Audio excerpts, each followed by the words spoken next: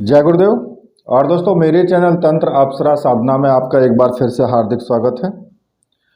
और देखिए, आज मैं आपको इस चैनल पर आपको एक बहुत ही सही और अच्छी साधना के बारे में मैं आज आपको बताऊंगा। देखिए, सही और अच्छी मैंने क्यों कहा, क्योंकि कुछ साधनाएं ऐसी हैं जिनके नाम से ही व्यक्ति को डर लगने लगता है। नाम सुना और हालत पतली हुई। अब अगर मैं आपको पूर्ण रूप से बताऊं कि वास्तविकता है क्या, तो फिर आपके समझ में आएगा। इसलिए वीडियो को पूरी देखना। देखिए, बहुत से लोगों का विचार होता है कि पिशाचनी नाम से उन्हें एकदम से डर लगने लगता है, और जहां कर्ण पिशाचनी का नाम आया तो समझिए कि बस हालत पतली हो गई। कि किसकी साधना? कि कर्ण पिशाचनी की साधना। अरे बाप रे बाप, ये तो मार देगी, ये तो अगर साधना इसकी की तो खत्म कर देगी। ये बहुत से लोगों के मन में यही विचार है, या फिर हमारे पूरे परिवार को एक नई मुसीबत मिल जाएगी, परिवार भी मुसीबत में पड़ सकता है अगर इसकी साधना की। इससे तो दूर ही रहना चाहिए। लेकिन आज आपको मैं अगर सही बताऊं, देखिए, पिशाचनी शब्द से डरने की जरूरत नहीं है। ये साधना जो है, ये बहुत ही सरल साधना है, सहज भी है और सौम्य साधना है। कोई भी व्यक्ति इसको संपन्न कर सकता है, इस साधना को। ये कोई उग्र साधना नहीं है। पिशाचनी नाम है एक वर्ग का। जैसे कि आपने सुना है कि गंधर्व होते हैं, किन्नर होते हैं, देवता होते हैं, यक्षिणी होती हैं, अप्सराएं होती हैं। उसी प्रकार से पिशाच भी एक वर्ग होता है। पिशाचनी होती हैं, पिशाच होते हैं। अब अगर आप पिशाच की साधना कर सकते हैं, आप भूत की साधना कर सकते हैं, तो फिर पिशाचनी की साधना क्यों नहीं कर सकते? या भूतनी की साधना आप कर सकते हैं, तो फिर इसमें क्या दिक्कत है? लेकिन एक जनमानस में एक ये चीज़ फैल गई कि भाई कुछ तो यूट्यूबर ने फैला दिया कि फटाफट वीडियो डाली और उसमें फैला दिया गया कि भैया कर्ण पिशाचनी का नाम सामने आते ही लोग बस पूछो मत, एकदम बावले हो जाते हैं कि अरे अरे पता नहीं क्या है इसमें, ये कर्ण पिशाचनी तो मार देगी, ऐसा कर देगी, वैसा कर देगी। लेकिन सच्चाई ये है कि आप साधना किसी की भी करो, जब तुम साधना करने बैठते हो ना, जब तुम किसी व्यक्ति को प्यार प्रेम से बुलाते हो, उसको इज्जत देते हो, तो वो व्यक्ति क्या आपको मारने के लिए आएगा? हाँ, अगर आप उसको गाली दोगे तो व्यक्ति जरूर आपको मारने के लिए आएगा। अब अगर किसी व्यक्ति को कोई व्यक्ति सामने खड़ा है, हाथ जोड़ करके बोलोगे, अरे भैया, अरे ज़रा सुनो, मुझे तुमसे काम है, ज़रा मेरे पास आओ, ज़रा इधर आओ। जब तुम सामने से हाथ जोड़ोगे तो व्यक्ति जरूर आएगा और आपकी बात भी सुनेगा। और अगर तुम उसे शुरुआत से ही गाली दे करके बुलाओगे, गाली दोगे और कहोगे कि इधर आ, तो वो क्या करेगा? वो जब तुम्हारे पास आएगा तो सही, लेकिन तुम्हें ठोकने के लिए आएगा फिर वो। तो यही चीज़ें होती हैं साधना में। एक तो होती है वाम मार्गी साधना और एक होती है दक्षिण मार्गी साधना। अब देखिए, आपने जो सुना है वो सभी वाम मार्गी साधनाओं के बारे में सुना है ये, क्योंकि जो व्यक्ति वाम मार्गी साधना करते हैं तो वो साधनाएं ऐसी होती हैं कि वो तलवार की धार पे चलने के बराबर होती हैं। या तो आप साधना में सक्सेसफुल हो जाओगे या फिर मृत्यु को भी प्राप्त हो जाओगे। अब वाम मार्ग की साधना तो किसी की भी हो भाई। अब अगर आप कर्ण पिशाचनी को देखते हैं, अगर इसकी वाम मार्गी साधना करेंगे तो फिर आप ना तो किसी प्रकार का कोई गायत्री जाप कर सकते हैं, ना ही कोई प्रणताई का कार्य कर सकते हैं। मतलब कि आप वाम मार्गी साधना में अगर घुस गए तो फिर वाम मार्गी साधना ही होंगी। अब वाम मार्गी क्या होता है? मतलब कि गंदगी से भरपूर जो साधनाएं की जाती हैं वो वाम मार्गी साधनाएं होती हैं। अच्छा, उस स्थिति में आपके लिए दिक्कतें पैदा हो सकती हैं, लेकिन अगर आप दक्षिण मार्गी तरीके से साधना करते हो तो फिर वो दिक्कतें बिल्कुल पैदा नहीं होंगी। एक सौम्य साधना बन जाएगी ये। और ये पिशाचनी जो है ये आपके सामने जब भी आएगी, अगर प्रत्यक्षीकरण भी होता है तो बहुत सुंदर स्त्री के रूप में आएगी। ये कोई पिशाचनी के रूप में नहीं आएगी। ये भी सही है जो मैं बता रहा हूँ। और देखिए, अगर आप दक्षिण मार्गी तरीके से साधना करते हो, विधि आपकी दक्षिण मार्गी है, तो डरने की आवश्यकता नहीं है। जैसे अप्सरा साधना होती है, यक्षिणी साधना होती है, या फिर और दूसरी किन्नर साधना, किन्नरी साधना, ये सब होती हैं, वैसे ही इनकी भी साधना है। अब अगर आप ले लीजिए कि आप सोचें कि भाई ये तो चलो पिशाचनी हो गई, आप सोचने लगे कि मैं शिव की साधना करूं, अघोर रूप से वाम मार्गी तरीके से साधना करूंगा, तो ये भी मैं इसमें भी गारंटी देता हूं, अगर आपने साधना वाम मार्गी तरीके से भैरव की, शिव की या फिर किसी भी देवी देवता की, तो सभी में वही हालत होगी। यानी आप अगर साधना आपकी खंडित होती है तो आप एक बार के लिए मरणासन स्थिति में भी पहुंच सकते हो। वो अलग बात है कि गुरु आपका बचा ले आपको, तो ठीक है। अगर गुरु नहीं है तो 100% मारे जाओगे। अगर वाम मार्गी तरीके से साधना की आपने, चाहे भगवान शिव की ही साधना कर लो, तब भी आपके सामने वही स्थिति पैदा होगी जो करण पिशाचनी साधना करने से होगी। और वैसे तुम भगवान शिव की साधना करते हो जो सौम्य साधना है, ओम नमः शिवाय, और दक्षिण मार्गी तरीके से करते हो, तो वही शिव की साधना वहाँ पर है और वही शिव की साधना वहाँ पर है जो वाम मार्गी तरीके से आप कर रहे हो। तो दोनों में साधना तो आप शिव की कर रहे हो, लेकिन अंतर है विधि का। वहाँ पर आप देखोगे आपसे कोई गलती भी हो जाएगी तो वो तो भोले बाबा है, आपको तुरंत एकदम माफ़ कर देंगे। चाहे आपसे 1000 गलतियां हो जाए तब भी आपको माफ़ी मिल जाएगी। लेकिन अगर वाम मार्गी तरीके से साधना की, तो वहाँ अगर तुमने गलती की तो तुम्हें 1% भी माफ़ी नहीं मिलेगी वहाँ पर। तो फिर क्या अंतर क्या हुआ? अंतर तो कुछ भी नहीं हुआ, चाहे पिशाचनी की करो, चाहे शिव की करो या भैरव की करो। तो वही चीज़ मैं तुम्हें समझा रहा हूँ कि इस साधना को आप सौम्य तरीके से कीजिए, और वो ही तरीका मैं इसमें बताऊंगा आज इस वीडियो के अंदर। अब इस साधना को करने से फ़ायदे क्या हैं कि भाई आप अपना भूतकाल जान सकते हो, कि आपने यहाँ तक भी जान सकते हो कि आपने पिछले जन्म में क्या आपने किया था, या क्या आपके दोष हैं पिछले जन्म के। उन सभी चीज़ों को आप जान सकते हो अपने बारे में भी, और किसी दूसरे के बारे में भी जान सकते हो। देखिए, आजकल का जो युग है ना, वो इस टाइप का है कि आप अगर सामने वाले को कुछ अजीब चीज़ें बताते हो, उसकी कुछ भूतकाल के बारे में सच सच बयान कर देते हो, तो वो तो आपको बहुत बड़ा पंडित मानने लगेगा, बहुत बड़ा सिद्ध पुरुष मानने लगेगा। लेकिन चाहे आपने सैकड़ों साधनाएं सिद्ध की हो, अगर आपने उसको कुछ बताया नहीं ना, उसको कुछ चमत्कार नहीं दिखाया, तो वो आपको नहीं मानने वाला है। ये स्थिति हो गई है आजकल समाज की। लेकिन जो वास्तव में ही सिद्ध पुरुष हैं या जिन्होंने सिद्धि की है, साधना की है, वो बिल्कुल भी आप उनको चाहे मानो या मत मानो, लेकिन वो आपके सामने चमत्कार नहीं दिखाएंगे। उन्हें पता भी लग जाएगा तो वो बिल्कुल भी नहीं बताएंगे कि क्या है क्या नहीं है या क्या होने वाला है।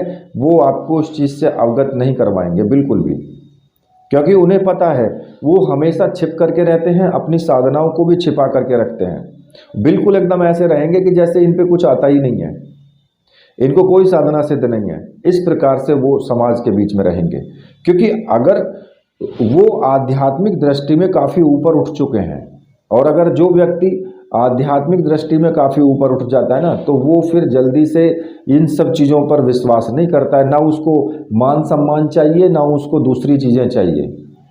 उसको सिर्फ अपनी जो साधनाएं हैं, जो जीवन है उसका, वो उसी में मस्त रहता है, उसको इच्छा ही नहीं होती है। तो इसलिए कुछ लोगों को इसलिए भी चाहिए कि भाई वो किसी की बातें बताएं, और अधिकांश तो क्या करते हैं भाई, वो जन्म पत्री ले लेंगे हाथ में, कुंडली ले लेंगे और उसको लेकर के और बयान करने लगते हैं कि इसके जीवन में ये हुआ था, इसके जीवन में ये हुआ था, आज से 5 साल पहले ऐसा हुआ था। तो वो करते क्या, असल में उन्हें कर्ण पिशाचनी ही सिद्ध होती है। सिर्फ वो जन्म पत्री लेने का तो ढोंग करते हैं, उनको वास्तविकता में तो कर्ण पिशाचनी सिद्ध होती है। या फिर और दूसरी साधनाएं भी तो होती हैं। आप अगर गायत्री साधना करते हो तब भी आपको ये सब चीज़ें प्राप्त हो सकती हैं, लेकिन उसमें थोड़ा टाइम लगता है। आप और दूसरी साधनाएं करते हो तो उनमें भी आपको इस तरीके के किसी भी आंसर, किसी भी क्वेश्चन के आंसर मिल जाते हैं। किसी के बारे में भी कुछ भी चीज़ें जो घटित हुई हैं या घटना होने वाली है वहाँ तक पता लग जाता है। लेकिन साधना का स्तर काफ़ी उच्च लेवल में होना चाहिए, तभी पता लगता है, इससे पहले नहीं लगता। तो देखिए, इस साधना से डरने की आवश्यकता बिल्कुल नहीं है। अब इस साधना को मैं आपको बता रहा हूँ कि आपको ये साधना किस प्रकार से करनी है। देखिए, इस साधना में आपको मुख्य रूप से आपको जो सामग्री की आवश्यकता होगी वो मैं आपको बता रहा हूँ। इसमें एक तो गुरु चित्र आपके साथ सामने जरूर होना चाहिए। दूसरा, कर्ण पिशाचनी यंत्र, कर्ण पिशाचनी माला जो हकीक की माला होती है वो होनी चाहिए, और एक रक्षा माला। ठीक है, ये सामग्री आपके पास होनी चाहिए, और ये सामग्री मंत्र सिद्ध और प्राण प्रतिष्ठा युक्त होनी चाहिए। और रक्षा माला जो है वो रक्षा मंत्रों से सिद्ध होनी चाहिए, क्योंकि इस माला को आप अपने गले में धारण करके ही मंत्र जाप करेंगे। जब मंत्र जाप पूरा हो जाएगा तो रक्षा माला को उतार करके और अपने पूजा स्थान में ही रख दें। और देखिए, ये जो मंत्र सिद्ध जो सामग्री है, अगर आप ऐसी सामग्री लेना चाहते हैं तो मैंने आपको वीडियो में व्हाट्सएप नंबर दिया हुआ है, आप वहां से व्हाट्सएप करके और ये सामग्री आप प्राप्त कर सकते हैं। सामग्री आपको 100% मिलेगी, बिल्कुल भी इसमें गुंजाइश नहीं है कि आपको सामग्री ना मिले। आपको 100% मिलेगी, विश्वास के साथ मिलेगी। ठीक है, अब इसमें क्या करना होगा कि आप किसी भी एकांत स्थान में, आपके घर में ही हो सकता है वो स्थान, पर होना चाहिए एकांत, मतलब कि उस कमरे में आप ही पूजा करें, कोई दूसरा व्यक्ति ना जाए तो बहुत अच्छी बात है। और किसी भी शुक्रवार से ये साधना आपको रात्रि में 9 बजे के बाद ही शुरू करनी है। जिस टाइम पर पहले दिन साधना शुरू करो उसी टाइम पर आपको प्रतिदिन करनी है। आगे पीछे 10-5 मिनट का हो सकता है, लेकिन ऐसा नहीं कि 1 घंटा आधा घंटा आगे पीछे हो, तो वो टाइमिंग आपका सही होना चाहिए। अब आपको क्या करना होगा कि सामने चौकी पर जो पूजा की चौकी है वो बिछा दें, और इसमें दिशा का कोई महत्व नहीं है। आप चाहे उत्तर दिशा में मुख करके करो, पश्चिम में करो, दक्षिण में करो या पूरब में करो, किसी भी दिशा की तरफ मुख करके आप अपनी साधना कर सकते हो।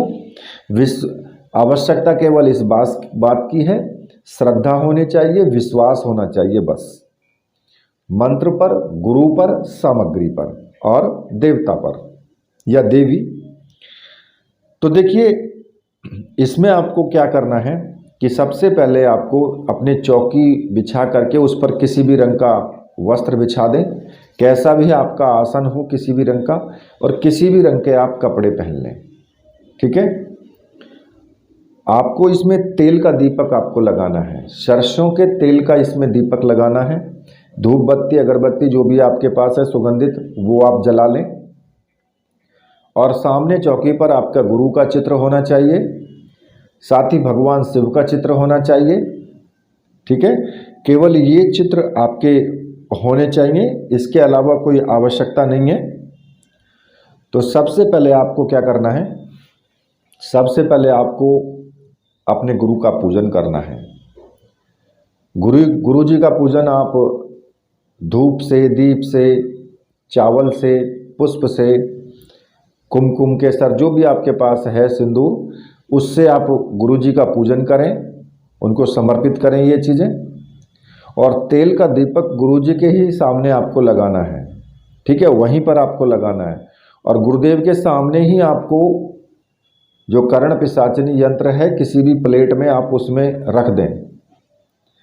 ठीक है, जब आप पूजन कर लेंगे, पूजन करने के बाद हाथ में जल ले करके और गुरुदेव से प्रार्थना करेंगे कि मैं अमुक साधना यानी कर्ण पिशाचनी साधना करना चाहता हूँ, आप मुझे इसके लिए अपना आशीर्वाद प्रदान करें जिससे कि मैं इस प्रयोग को सफलतापूर्वक संपन्न कर पाऊँ।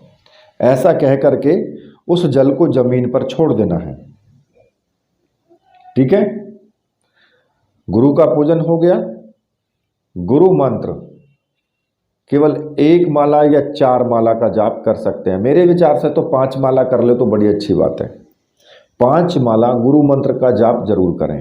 ठीक है, जो भी आपके गुरु हैं, अगर डॉक्टर नारायण दत्त श्रीमाली जी आपके गुरु हैं तो आप ओम परम तत्वाय नारायणाय गुरुभ्यो नमः इस मंत्र का आप रुद्राक्ष की माला से जाप करें या स्फटिक की माला से जाप करें। 5 माला जाप जरूर करें शुरुआत में। अगर आपने भगवान शिव को गुरु माना है तो फिर आप भगवान शिव का भी पूजन आपको करना है। भगवान शिव का पूजन करके और ओम नमः शिवाय मंत्र का 5 माला का जाप जरूर करें इसका भी। ठीक है, जब आप इतना कार्य कर लेंगे तो उसके बाद आपको क्या करना है, आपको एक रक्षा विधान करना है। आप उल्टे हाथ में थोड़े से चावल ले लें, उल्टे हाथ में चावल ले करके और सीधे हाथ से सभी दिशाओं में चावल फेंकते हुए आपको मंत्र बोलना है, ओम असर्पंतु ये भूता है भूमि संसिता, ये भूता है विघ्न कर्तास्ते नश्यंतु शिवाज्ञा, अक्रमाणांतु भूतानि पिशाच सर्वतो दिशम सर्वेषां विरोधेन पूजा कर्म समारंभे। इस मंत्र को बोल करके और ये चावल चारों तरफ फेंक देने हैं कमरे में।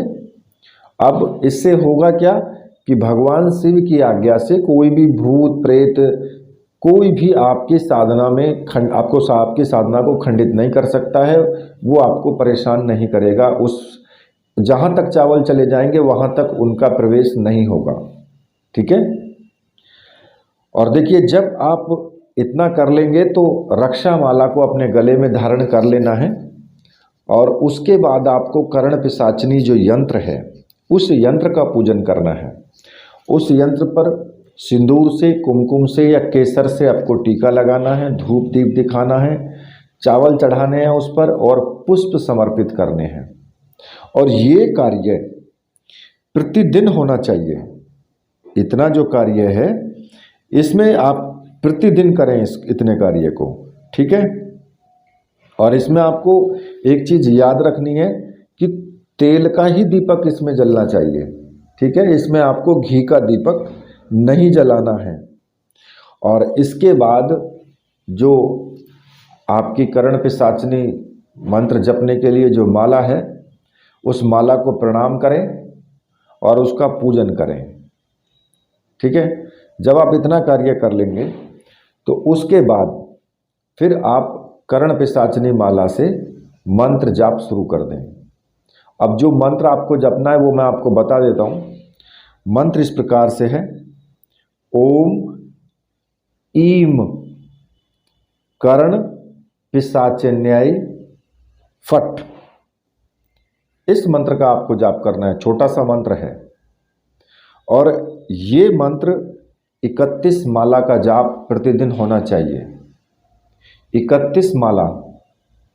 और आप इस साधना को 8 दिन 11 दिन तक कर सकते हैं। या तो 8 दिन कीजिए या 11 दिन, या बढ़ा भी सकते हैं आगे, भाई 21 दिन भी कर सकते हैं। तो कई बार तो क्या होता है कि बहुत से व्यक्तियों को साधना पहली बार में ही ये सिद्ध हो जाती है और कई व्यक्तियों को टाइम लग जाता है, 2 बार 3 बार 5 बार भी साधना करनी पड़ जाती है। तो इसलिए घबराने की आवश्यकता नहीं है कि भाई साधना सिद्ध नहीं हुई। इसी साधना सामग्री से आप बार बार साधना कर सकते हो। जब तक साधना पूर्ण रूप से सिद्ध ना हो तो इसी सामग्री से आप साधना करेंगे। और अगर मान लिया कि आपको 5 बार में साधना सिद्ध नहीं हुई तो 8वीं बार में तो 100% आपको साधना सिद्ध होगी होगी।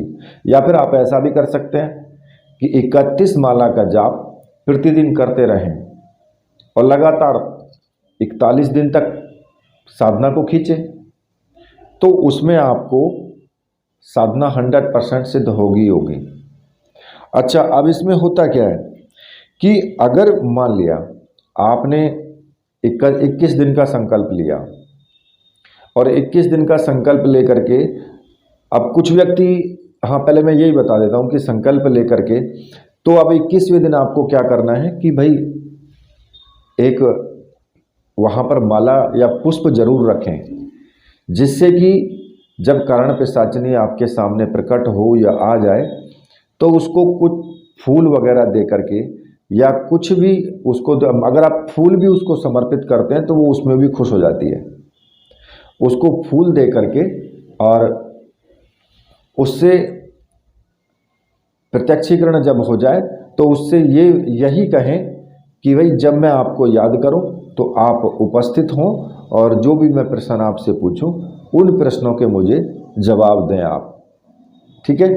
और वो सारे जवाब मेरे कान में ही दें और साथ ही कभी भी आप मुझसे शारीरिक संभोग की कोई भी मैं आपको संतुष्टि नहीं दे पाऊंगा, क्योंकि मेरी इतनी औकात नहीं है कि मैं आपको शारीरिक रूप से संतुष्ट कर पाऊँ, ठीक है। तो उसके लिए आप मुझे क्षमा करें, उस चीज़ को लिए आप मुझसे कभी नहीं कहेंगी, इतना उनसे वचन जरूर ले लेना, ठीक है। तो जब वचन दे देगी तो फिर आप बेफिक्र हो करके आप आगे अपना कार्य, आपकी साधना भी सिद्ध हो जाएगी, कोई दिक्कत नहीं है आपको, ठीक है। अब होता क्या है कि कुछ लोगों ये भ्रम फैला हुआ है कि कर्ण पिशाचिनी आएगी और वो संभोग करेगी और प्रतिदिन करती है, तो ऐसा नहीं है, ये सब गलत है। अब कुछ लोगों का होता है कि भोग क्या लगाएं जी, देखिए भोग लगाने की आवश्यकता नहीं है, इसलिए भोग वगैरह आप रहने दें, भोग लगाने की कोई ज़रूरत नहीं है। वो अगर वो प्रसन्न होती है तो मंत्र से ही प्रसन्न हो जाएगी, आपकी भावना से ही प्रसन्न हो जाएगी, आपका भाव अगर अच्छा होगा तो, ठीक है। और साधना जब तक आप करोगे तब तक आपको पूर्ण रूप से दृढ़ता के साथ में ब्रह्मचर्य व्रत का आपको पालन करना है। ब्रह्मचर्य व्रत के पालन के साथ साथ आप इस साधना में किसी भी प्रकार से कोई ऐसा कार्य ना करें जिससे कि किसी व्यक्ति का या सामने वाले का दिल दुखे, ठीक है। जब आपकी साधना संपूर्ण रूप से सिद्ध हो जाए तो फिर आप उस पूरी सामग्री को उसी जो सामने आपके जो चौकी पर वस्त्र बिछा है, तो करीब करीब तो सभी लोग लाल रंग का वस्त्र ही बिछाते हैं, तो उसी लाल रंग के वस्त्र में आप लपेट करके और उसे नदी में प्रवाहित कर दें। अब जब ये साधना सिद्ध हो जाएगी और मान लिया आप जब भी किसी व्यक्ति को देखते हैं आप, तो आप मन ही मन इस मंत्र का 11 बार उच्चारण कर लें और जो भी प्रश्न आप पूछेंगे मन ही मन, उसका जवाब आपको आपके कान में मिलेगा, कान में आपको उत्तर मिल जाएगा और आपके पास बैठे हुए व्यक्ति को, किसी दूसरे व्यक्ति को कुछ भी सुनाई नहीं देगा। देखिए ये साधना आज के युग में बहुत ज़्यादा चमत्कारिक साधना है और ऐसी दुर्लभ साधना को संपन्न करने के बाद आपको कीर्ति भी मिलती है, यश मान सम्मान पद प्रतिष्ठा सुख संपत्ति सब कुछ मिलता है, ठीक है। लेकिन इस साधना से आप केवल भूतकाल के विषय में ही जान सकते हो। अब अगर भविष्य काल के बारे में आते हो तो आपको त्रिनेत्र जागरण साधना या फिर त्रिकाल दृष्टि साधना या फिर और दूसरी साधना जैसे पंचांगुली साधना, ये साधना आप करें अगर भविष्य काल को जानने की बात है, ठीक है। इस साधना में आपको मुख्य रूप से जो भी अनुभव होंगे वो अनुभव आपको अप्सरा साधना जैसे या यक्षिणी साधना जैसे ही अनुभव आपके सामने आएंगे। जैसे आपके सामने अप्सरा साधना के अनुभव होते हैं, या फिर यक्षिणी साधना के, योगिनी साधना के अनुभव आते हैं, वही अनुभव इस साधना में भी आपके सामने आएंगे। तो इसलिए डरने की आवश्यकता नहीं है, साधने को करते रहिए। ठीक है, इसी के साथ मैं वीडियो को यहीं पर समाप्त करता हूँ। मेरे साथ बोलिए, बोलिए वीर बजरंगबली हनुमान जी महाराज की जय।